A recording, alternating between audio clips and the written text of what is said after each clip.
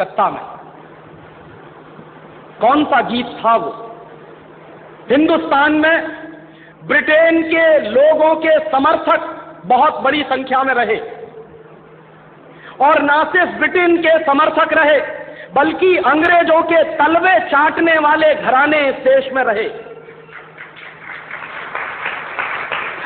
अंग्रेजों की जी हजूरी करने वाले घराने इस देश में रहे, और जिन खानदानों ने अंग्रेजों के जितने ज्यादा तलवे चाटे, उन्हीं खानदानों का नाम इस देश में गर्व से लेते हैं लोग। जो अंग्रेजों के सबसे ज्यादा पिट्ठू बनकर रहे, जो अंग्रेजों के चरणों में साष्टांग बिछ जाते थे, ऐसे ही लोगों को इस देश के इतिहास में पढ़ाया जाता। और ऐसा ही एक खानदान था जो अंग्रेजों की गुलामी में आकंठ डूबा हुआ था। उस खानदान का नाम था टैगोर खानदान। और उस टैगोर खानदान का एक व्यक्ति था जिसका नाम था रविंद्रनाथ टैगोर। उस रविंद्रनाथ टैगोर ने जॉर्ज पंचम के स्वागत के लिए एक गीत लिख दिया था। और ना सिर्फ उस आदमी ने वो गीत लिखा, बल्कि कलकत्ता में जब जॉर्ज पंचम पहुंचा और उस भरी सभा में जहां लाखों लोग उपस्थित थे, हिंदुस्तान की गुलामी का गीत गाया गया और ब्रिटेन के राजा का सम्मान किया गया। और ये काम रविंद्रनाथ टैगोर ने अपने मुंह से किया। और वो गीत कौन सा था जो रविंद्रनाथ टैगोर ने इंग्लैंड के राजा की स्तुति का गान करते हुए लिखा था? वो गीत वही है जिसको आप कहते हैं जनगण मन अधिनायक जय हे भारत भाग्य विधाता। बहुत शर्म आती है मेरे जैसे आदमी को जब वो गीत गाने के लिए कोई मुझे कहता है कि ये गाओ। क्यों गाएं उस गीत को? रविन्द्रनाथ टैगोर तो चापलूसी करते थे अंग्रेजों की, रविन्द्रनाथ टैगोर तो चाटुकार थे अंग्रेजों के, और रविन्द्रनाथ टैगोर तो साइकोफेंट थे अंग्रेजों के। इसलिए उन्होंने अंग्रेजों के राजा के सम्मान में वो गीत लिखा था। मैं तो नहीं हूं, मुझे तो अंग्रेजों की चापलूसी से कोई मतलब नहीं है। मैं तो अंग्रेजों का उससे ज्यादा विरोधी हूं जितना कोई हो सकता। लेकिन मेरे आजाद देश में उस गीत को बार बार गवाया जाए, ये मेरा राष्ट्रीय अपमान का प्रश्न है। और जिस गीत को अंग्रेजों के राजा जॉर्ज पंचम के स्वागत में गाया था रविन्द्रनाथ टैगोर ने, वही गीत 5 दिन पहले दिल्ली के एयरपोर्ट पर गाया गया महारानी के सम्मान में। आपने कभी ध्यान दिया है उस गीत के शब्द क्या हैं और उन शब्दों का मतलब क्या है? जनगण मन अधिनायक जय हे, हिंदुस्तान की जनता के मनों के अधिनायक तुम्हारी जय हो, ये मतलब है। जनगण मन अधिनायक जय है माने जॉर्ज पंचम, तुम हिंदुस्तान की जनता के मनों के, जनता के गणों के अधिनायक हो, सुपर बॉस हो, इसलिए तुम्हारी जय हो। ये रविन्द्रनाथ टैगोर गा रहे हैं। भला इससे ज्यादा चाटुकारिता का दूसरा कोई प्रमाण मिल सकता? इससे ज्यादा साइकोफेंसी का दूसरा कोई प्रमाण आपको मिल सकता? और दूसरी लाइन है जनगण मन अधिनायक जय है भारत भाग्य विधाता, माने तुम भारत के भाग्य विधाता हो, माने हमारा भाग्य तुम लिख रहे हो। ये तो कोई भगवान से भी नहीं कहता है। लेकिन रविन्द्रनाथ टैगोर ने तो हिंदुस्तान के साम्राज्यवादी राजा का प्रतीक जो जॉर्ज पंचम था, उसको भगवान से भी ऊपर रख दिया था कि तुम तो भारत के भाग्य विधाता हो। पंजाब सिंध गुजरात मराठा द्राविड़ उत्कल बंग, विंध्य हिमाचल यमुना गंगा, उच्छल जलधि तिरंग, तब शुभ नामे जागे तब शुभ आशीष मांगे।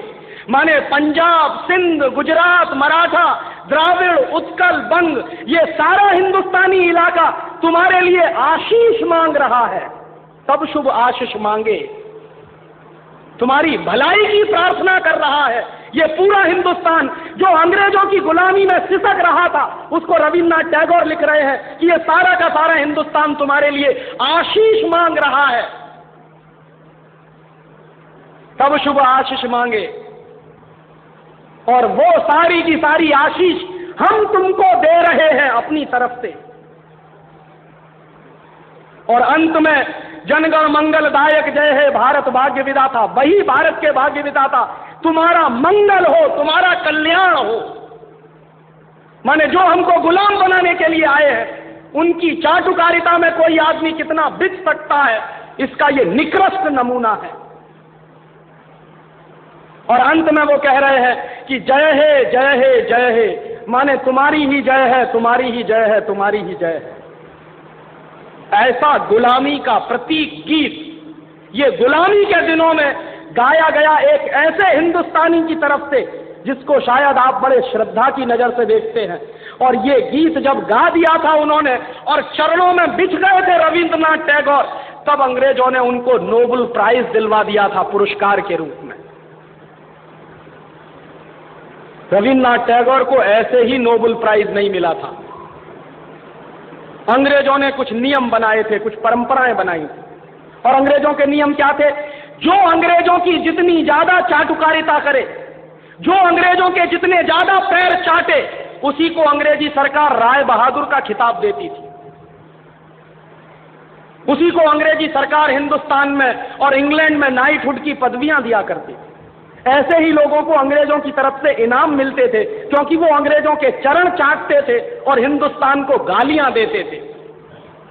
और ऐसे चरण चाटू लोग आपने नाम सुना है, हिंदुस्तान के राजाओं के दरबार में कुछ चारण और भाट हुआ करते थे। वो चारण और भाट क्या करते थे? राजा चाहे जितना गंदा हो, चाहे जितना बदमाश हो, चाहे जितना लफंगा हो, लुच्चा हो, वो चारण और भाट हमेशा राजा की प्रशंसा ही करते थे।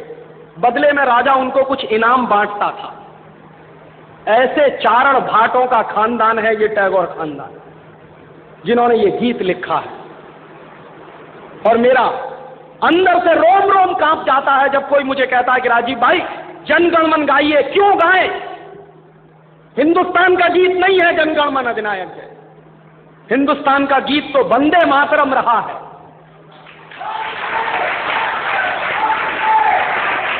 और ये वंदे मातरम जैसा गीत जो हिंदुस्तान की आजादी की लड़ाई का प्रतीक था, जो हिंदुस्तान के लोगों में खून में जोश भरने का काम करता था, उस वंदे मातरम जैसे गीत को हिंदुस्तान में राष्ट्रीय गीत का दर्जा दिलवाने में 50 साल लग गया हमको, अब जाके हुआ है।